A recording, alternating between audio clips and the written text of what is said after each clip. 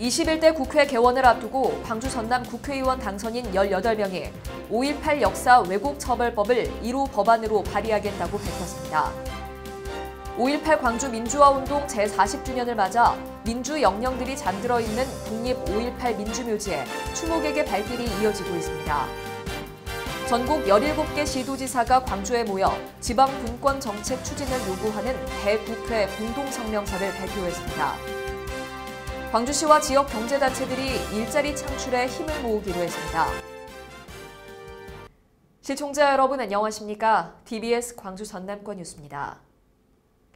21대 국회 개원을 앞두고 광주 전남 국회의원 당선인 18명이 5.18 역사 왜곡처벌법을 1호 법안으로 발의하겠다고 밝혔습니다. 광주 전남 당선인들은 법률적, 역사적 평가가 완료된 5.18 민주화운동을 왜곡하는 것은 헌법을 부정하고 민주주의를 훼손하는 일이라며 21대 국회에서 법이 제정될 수 있도록 최선을 다하겠다는 입장입니다.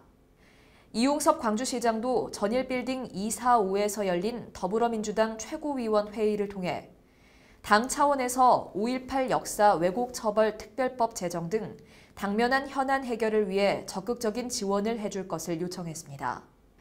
5.18 민주화운동 40주년인 올해 여야가 합의를 통해 5.18 역사 왜곡 처벌법을 제정할 수 있을지 귀추가 주목됩니다.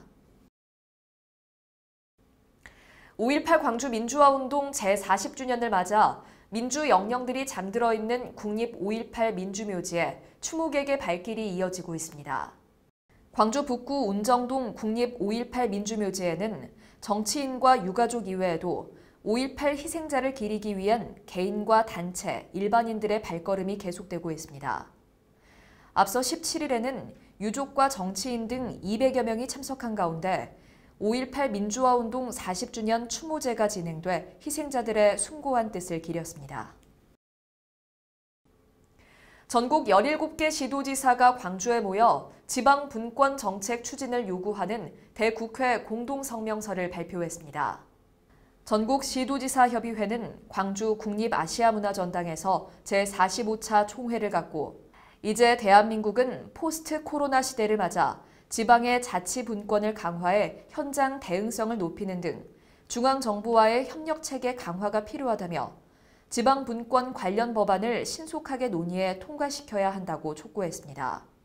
협의회는 이날 총회에서 코로나19 극복을 위한 추진 상황 점검과 향후 과제, 재정 분권 추진 대응 등의 현안을 논의하는 한편 주민들의 생활을 안정시키고 침체된 지역경제 활성화도 공동 대응해 나가기로 했습니다. 광주시와 지역 경제단체들이 일자리 창출에 힘을 모으기로 했습니다.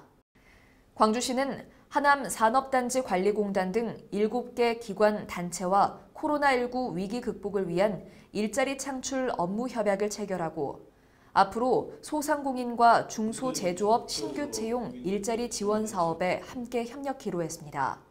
시는 제조업 30인 이하, 소상공인 5인 이하 업체에서 신규로 인력을 고용해 4대 보험에 가입하면 최저인건비의 50%에 해당하는 금액을 지원할 방침입니다.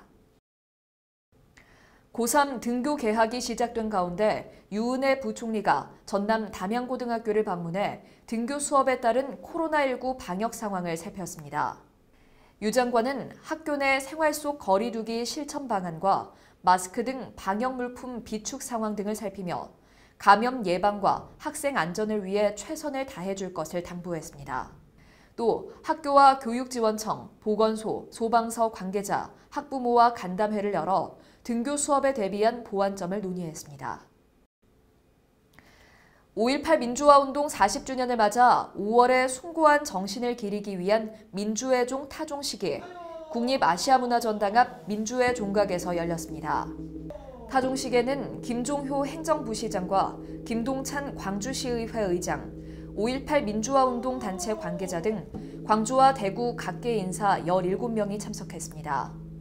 참석자들은 33회의 타종을 통해 5.18 민주화운동의 정신을 되새기고 민주화 인권, 평화의 광주정신 확산과 영호남의 화합, 나아가 국민 대통합을 염원했습니다. 광양시가 중동에 위치한 근로자 종합복지관 1층에 378제곱미터 규모의 신중년 일자리 센터를 개소하고 본격 운영에 들어갔습니다. 올해 센터에서는 경력형 일자리와 사회공헌활동 지원, 전직 교육 훈련 등의 총 3개 사업에 300명의 일자리를 창출할 예정입니다. 일자리가 필요한 은퇴자 및 신중년 실업자는 언제든지 광양만권 일자리 사업단으로 방문하거나 전화로 문의하면 됩니다. 시청해주신 여러분 고맙습니다.